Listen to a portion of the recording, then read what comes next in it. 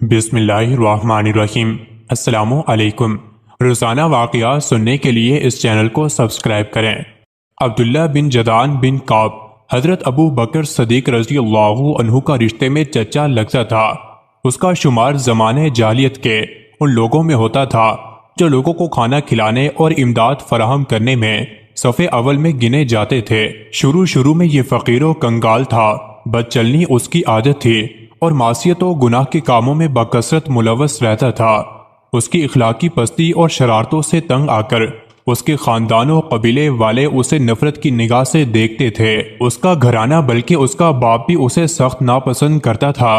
گھر، خاندان اور قبیلے کی نفرت انگیز نگاہوں کی تاب نہ لا کر وہ ایک دن مکہ کی گھاٹیوں کی طرف نکل پڑا۔ اس کی نظر پہاڑ کی ایک کھو پر پڑی۔ سوچا ممکن ہے اس کے اندر کوئی موذی جانور ہو جو مجھے موت کے گھاٹ اتار دے۔ چنانچہ جان بوجھ کر کھو کی طرف بے خوف بڑھا تاکہ خود کو موت کے منہ میں ڈال دے، اور پھر گھر، خاندان اور قبیلے کی طرف سے جس نفرت و بغض کا اسے سامنا کرنا پڑ رہا ہے، اس ذلت و عار سے ہمیشہ کے لیے آرام پا جائے۔ جب وہ غار کے قریب پہنچا تو اسے ایک اژدہا نظر آیا جو لگتا تھا کہ جیسے اس کی طرف بڑھنے کے لیے چھلانگ مارنے ہی والا ہو۔ یہ دیکھ کر وہ کسی خطرے کی پرواہ کیے بغیر اژدھے کی جانب بڑھنے لگا۔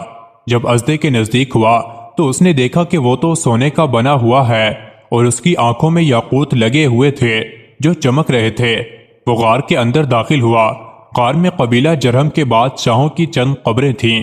ایک قبر حارث بن مزاز کی بھی تھی جو ایک طویل مدت پہلے غائب ہو گیا تھا اور کسی کو معلوم نہیں تھا کہ آخر وہ گیا کدھر۔ آیا اسے آسمان نے اچک لیا یا زمین کھا گئی؟ عبداللہ بن جدعان کو ان قبروں کے سرہانے سونے کا ایک تختہ ملا جس پر ان بادشاہوں کی تاریخ وفات اور ان کی مدت حکومت کی تفصیل درج تھی۔ نیز ان کی قبروں کے پاس ہیرے جواہرات اور سونے چاندی کا انبار تھا۔ عبداللہ بن جدعان نے غار کے اندر سے حسب خواہش جواہرات لیے اور غار کے منہ پر پہچان کے لیے نشان لگا کر نکل گیا۔ جب وہ لوٹ کر اپنی قوم کے پاس آیا تو انہیں خوب دولت سے نوازا۔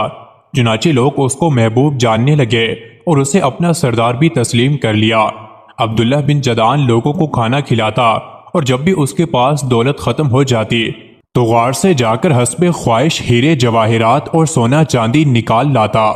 لوگوں کو کھانے میں کھجور اور ستو دیتا اور پینے کے لیے دودھ کا بندوبست کرتا۔ عبداللہ بن جدعان نے ملک شام کی طرف 2000 اونٹ بھیجے تھے جن پر گیہوں، شہد اور گھی لاد کر مکہ لایا گیا۔